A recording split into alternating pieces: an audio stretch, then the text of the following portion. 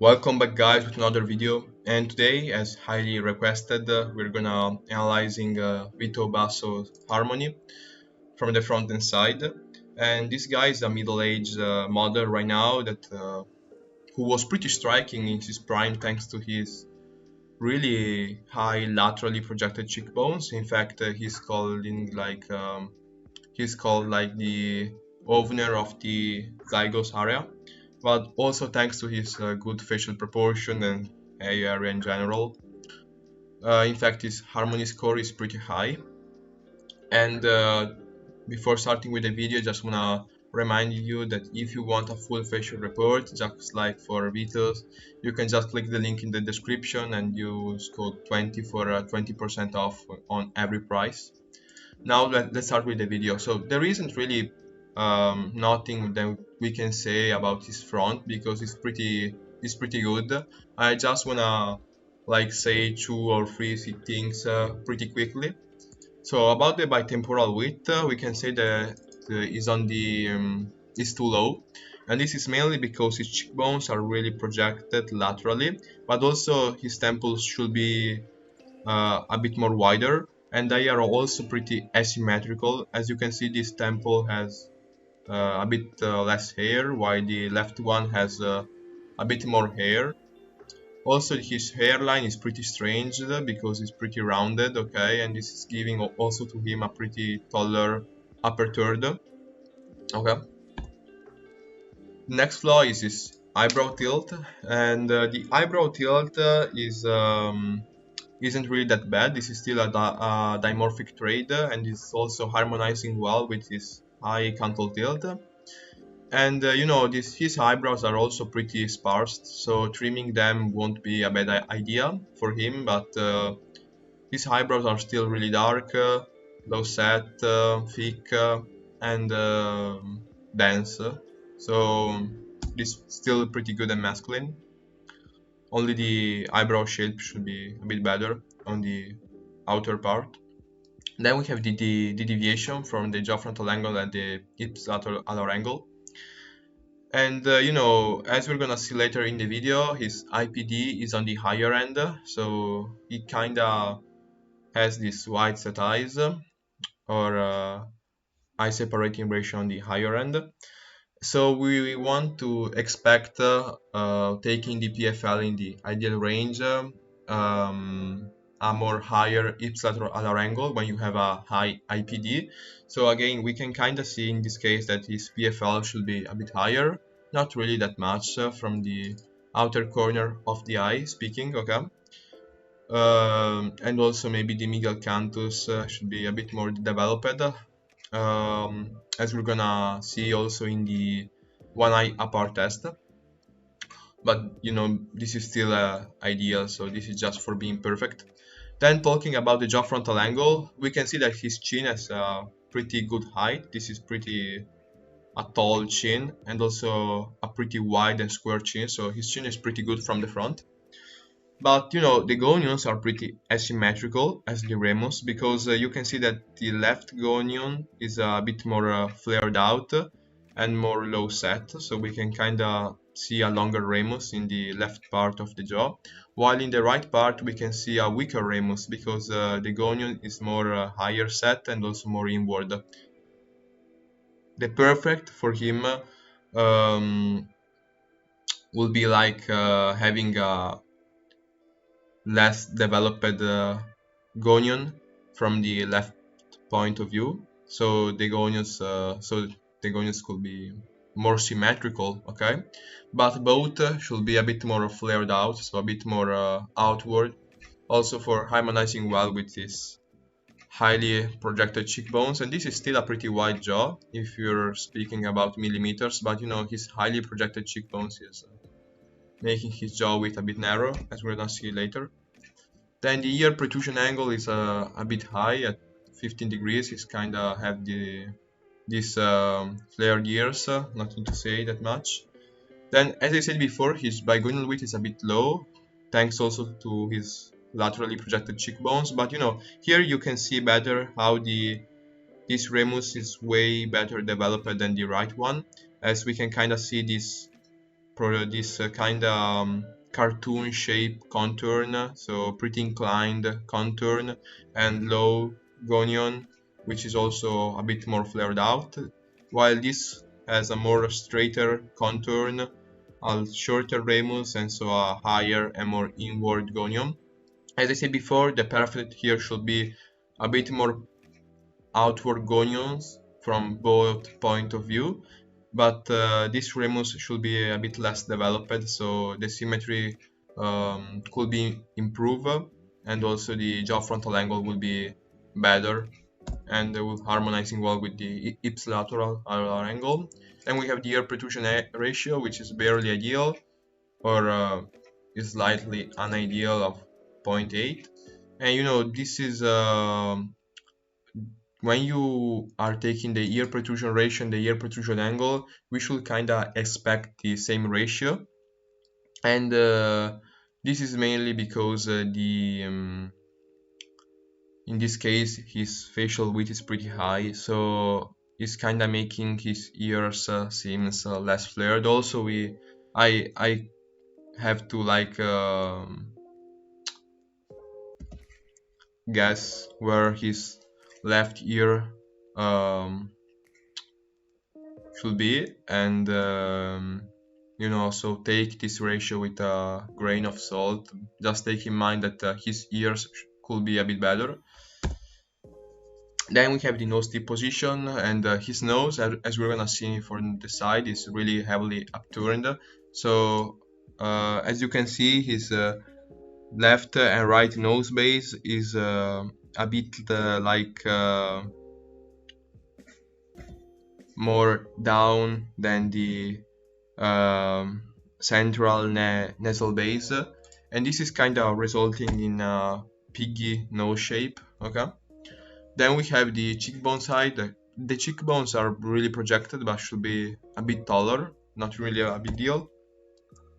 The upper lip, as we can see from this ratio, should be a bit less full, and not really a big deal. This is still pretty decent. Then, as I said at the start of the video, his forehead is a bit too tall, and this is mainly because his hairline is a bit rounded. If his hairline was straight at the lowest part of it, so around there, the top third will be ideal. And same for the facial width to height ratio. This is outside of the ideal ratio because his top third is a bit too long, mainly because his hairline isn't squared but rounded and too high set. Okay. And talking about his facial width and facial height, when you see these projected zygotes and this high facial width and this also high facial height from this ratio, we can kind of deduct that his skull is pretty well developed and big, and this is a really dimorphic trait. Then the middle third is a bit too short, you know.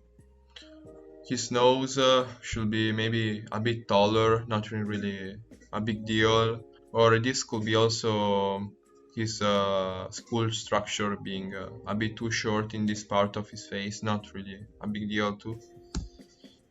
Then we have the chin to filtrum ratio.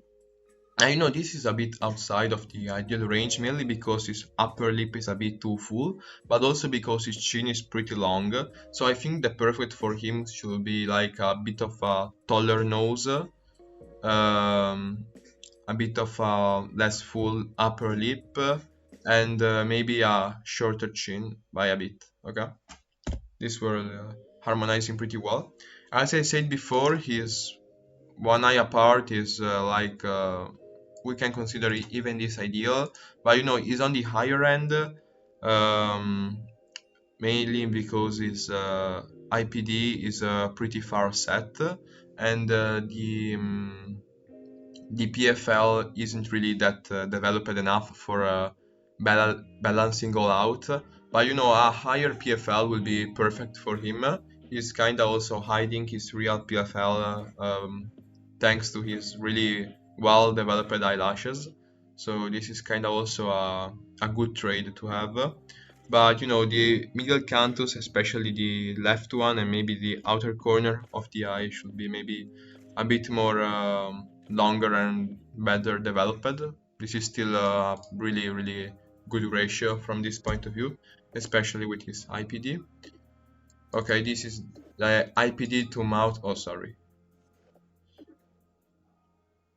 The IPD to mouth width ratio is ideal on the lower end, mainly because his IPD is pretty far set, not because his mouth is pretty narrow, but you know, take this in mind.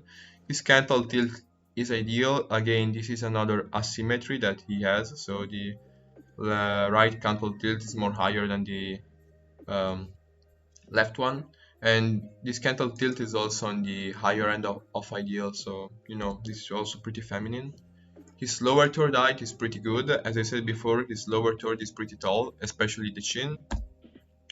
The lower third proportions are ideal, so the mouth is pretty well set in the lower third. So we can kind of deduct from the past ratio that his chin to philtrum is pretty high, not because his mouth was too high set in his lower third, but mainly because his chin is pretty tall and the upper lip is pretty full. As I said before, his IPD is pretty high, and you know, this is still on the higher end of ideal, but you know, this ratio is kinda saved by his high developed cheekbones that are really laterally projected. So if he had like normal projected cheekbones, this ratio will be off. Then we have the mouth to nose ratio, which is ideal, so good nose and good mouth. Then we have the FWHR being ideal. Of course, when you have well-developed cheekbones, your FWHR has to be ideal. The midface ratio is ideal on the higher end, mainly because the upper lip is really full, and also because the IPD is pretty wide set. Okay, so you know, if his upper lip was a bit less full, this ratio will be a bit more masculine, but you know, when you have this high IPD, you can't really do anything. The jaw frontal angle, I already spoke about that, just to remind that the left ramus is way more developed than the righter one. Okay, and if the left one was a bit more symmetrical to the right one, so a bit more straight without this strong antagonal notch, this ratio will be a bit better, but this is still ideal and perfect. The ipsilateral angle is ideal. I mean, on the lower end, even if his IPD is on the wider set end, this ratio isn't near 90 as we want to expect with that high IPD, mainly because, as I said before, his outer corner part of the eye should be maybe a bit more developed as the medial canthus. Then the eyebrows are low set, pretty good. The A aspect ratio is good, nothing to say here. Again, this is another asymmetry, but this isn't really a big deal either. The neck is wide, nothing to say here. The nose to intercanthal is pretty good and perfect, so perfect nose width and pretty decent intercanthal width. And the mouth corner positions are ideal. Okay, this is everything for his front. Let's move to the side. So as I said maybe before, this picture was pretty hard to find, and you have to be really careful with the picture that you're using in FaceIQ Labs, because you don't really want to use a 3/4 or a profile where you can see the back of the head completely. So you know, you have to be pretty careful with that. So the first flaw, and his biggest flaw on his face, is his nose tip rotation angle, because his nose is heavily upturned, and this is really feminine. I mean, his nose in general is really feminine. Talking also about the nose bridge, and this nose will be probably perfect for a female, but for a male, this isn't nearly dimorphic at all. So this high nose rotation at the base is kind of also creating the nose tip from the front being a bit too on the lower end. Okay, speaking about the ratio, and you know, this is a pretty genetic flaw, not really a big deal. So the nasofrontal angle is too high. This is also a feminine feature, and you know, the frontal bone should be a bit more projected, but you know, the flaw here is the nose projection. His nose is really too flat, and we can kind of see this curve right there, which is also pretty feminine. And the fact that we are measuring the nasofrontal angle at the upper part of the nasal tip is also kind of saving his nasofrontal angle. That will probably be like 160 if we measured it at the nose bridge. The submental is pretty saggy. I mean, his submental could be a bit better. Nothing to say really here. I mean, just take in mind that. Then the fact that his chin should be a bit more projected as the mandible. In fact, we can kind of see that the upper lip is way more projected than the lower lip. Is kind of making him failing all the lips assessments. So remind that his chin should be a bit more projected, like 3 millimeters around there more. And also the lower lip should be a bit more projected, okay? And in fact that if this lower lip will be a bit more projected and this chin a bit more projected, this lip S-line, lower lip S-line position will be ideal. As I said before, his chin is a bit recessed, and same for the brow bone, so this convexity is too low, around the tier 3 flaw. So when you have a upturned nasal base, the nose tip, unless you have a droopy nose tip, which is pretty strange and bad if you have an upturned nasal base, is gonna be high. So high nasal base, high nasal tip angle. Okay, pretty logic. I mean, if he had a droopy nasal tip, this ratio would be a bit better, but his face will be really more strange, like a witch. So from this ratio we can see that the ramus is a bit too long. So this is mainly also because his mandible and chin are pretty recessed. So I think that if his mandible and chin weren't that recessed, this ratio would be ideal. But you know, his ears are still pretty high set. But also his ramus bone is pretty long, so you know, just take in mind that his mandible and chin should be a bit more projected. Again, this is another convexity that he fails, mainly because his lower jaw is recessed relatively to the chin and mandible. But you know, the maxilla is still pretty projected. In fact, his upper lip is really good. Then we have the mental labial angle, and this ratio is on the higher end simply because the lower jaw is pretty flat, talking about the mental labial fold, okay? And the fact that his lower lip is still pretty protruding is kind of making this angle on the higher end, but you can see that the discrepancy from the mental labial angle and from the chin is pretty low. As you can see, this line is pretty bad inclined. I mean, it should be a bit more inclined outwardly. This is another ratio that he fails, again because his chin is too recessed. So this ratio isn't even that bad, but you know, when you have a recessed chin and recessed lower lip, this is kind of harmonizing together. So the flaws and the biggest flaws are in the upper lip relating to the lower jaw. This is another convexity that, sorry, this is another lip assessment that he fails by a bit, not really that much. Again, because his chin is recessed, but also his lower lip is pretty recessed too. Then we have the nasolabial angle being too high, so even if his lower lip is really well projected, this isn't enough for saving his um, his nasonabule angle. Also because his philtrum is still pretty flat and isn't really that outwards.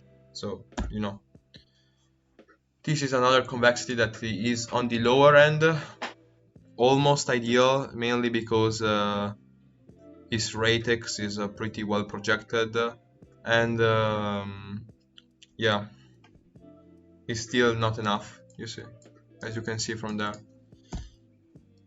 The recession relative to the Frankfurt plane indicates that his lower jaw is recessed, and as I said before, like adding 3 to 4 millimeter to his lower jaw, so chin and mandible, will be perfect.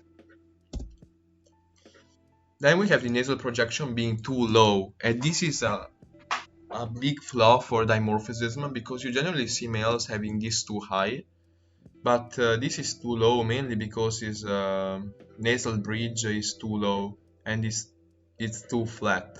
Okay. For dimorphism, we want a high nasal base and high developed uh, nose bridge. Okay.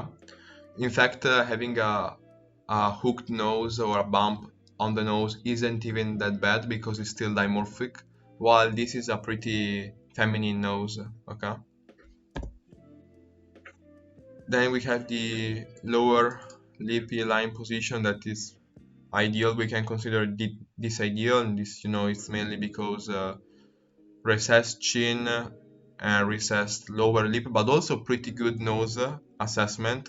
His nose isn't even that projected outwardly, so his nasal tip isn't even that long. So it's kind of harmonizing well together in his lower third. His brow ridge inclination is good. On the flatter side because his brow ridge isn't that prominent, while when you have a really prominent brow ridge, this ratio will be probably around 24 degrees, as for Michael C. Hall.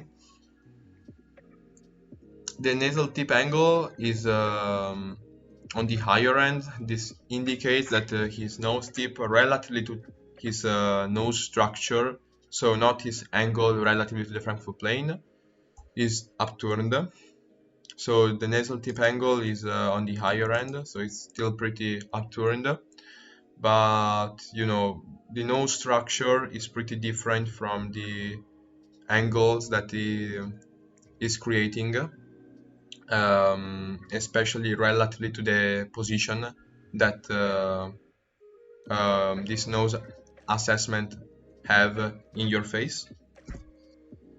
Then we have the total facial convexity, which is ideal on the lower end again, and this is mainly because, as I said before, his nose isn't that projected outwardly, speaking about the nasal tip.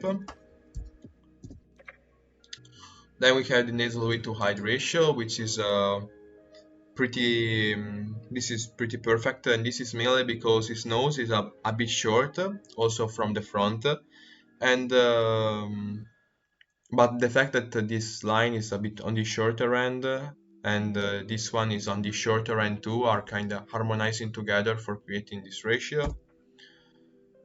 Then we have the upper lip E-line position, which is ideal on the lower end again because his chin is pretty recessed, and this is mainly because again his nose tip projection is saving this ratio right there. But again, advancing all the lower jaw and the lower lip would be perfect for him. Then we have the upper lip bursten line, ideal on the lower end again because of his bad projection in the lower jaw, but you know, this is still kinda ideal because also his upper lip projection is still pretty decent, but you know, adding this also his philtrum position is ideal, but you know, as I said before, adding these 3 millimeters in the chin projection will be perfect for him. Then we have the nasal mental angle, which is ideal on the higher end, again because his ratex is pretty projected, and the fact that his nose tip isn't that projected outwardly is kind of harmonizing together. So we can say that if his nose, talking about the nose bridge and nose tip, were more developed outwardly, probably this ratio won't be ideal at all. Then we have the nasal facial angle being ideal on the lower end, and here we can see how this line is pretty straight because his chin is really not prominent at all. So I was kind of expecting this ratio on the higher end, but the fact that his nose tip angle and rotation are pretty high set is kind of opening this angle um, a bit less. So if he had again a way more projected nose and nose bridge, this line will be a bit more outward and more projected, and this ratio probably won't be ideal. The gonal angle is ideal generally when you have a good mandibular plane as him and good ramus length and good ramus shape. This angle is completely ideal. This is important. The mandibular plane is pretty ideal, as we have seen from the front. He has a good jaw frontal angle, chin height, jaw height, so we can expect that from the side. His gonions are pretty below his mouth. As I said before, this long ramus is a combination of a pretty high set ears, but also a pretty long ramus bone, so this is pretty ideal. The orbital vector is positive, also because his maxilla is pretty good. And when you have a pretty good maxilla as him, and forwardly grown side profile, your facial depth will be ideal. And this is everything from Vito Basso. As we can see, his front is a bit better than his side, mainly because of the recession of the lower jaw and from the nose. So we can kind of see in his side the biggest flaws are like the soft and weak brow ridge, which is mainly because his nose is pretty bad. So we can say that here the app is trying to say that his nose is creating a soft brow ridge, so having a more projected nose outwardly and talking also about the nasal bridge will be better for him. The forehead, also talking about the bitemporal width and the forehead height are a bit back from the front, and the submental cervical angle is kind of also maybe stealing some points from his angularity, which is still pretty good with this square chin, hollowness, cheekbones prominence. I mean, he's only kind of missing this square hairline and the submental assessment, but you know, his angularity is still pretty good. So this is everything from Vito Basso. He has a really high facial harmony, and he's a pretty good looking guy. Again, if you want a full facial report just like for him, you can check the link down in my description. Peace.